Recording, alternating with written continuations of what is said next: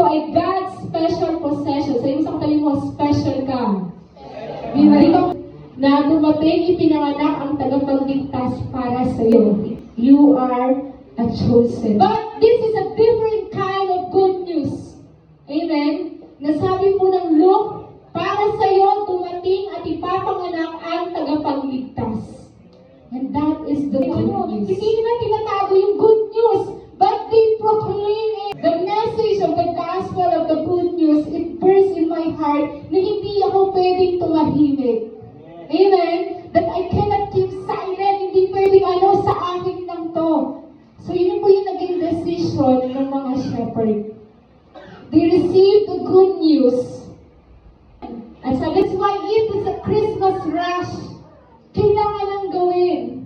Because goers are getters. Yung mga humahayo, marami kasi even the enemy are working in holidays. The Christmas rush is this the Christmas rush. Talaga, bago pa nagkaroon si Meta, si Facebook ng Messenger, you are the great messenger. You are carrying out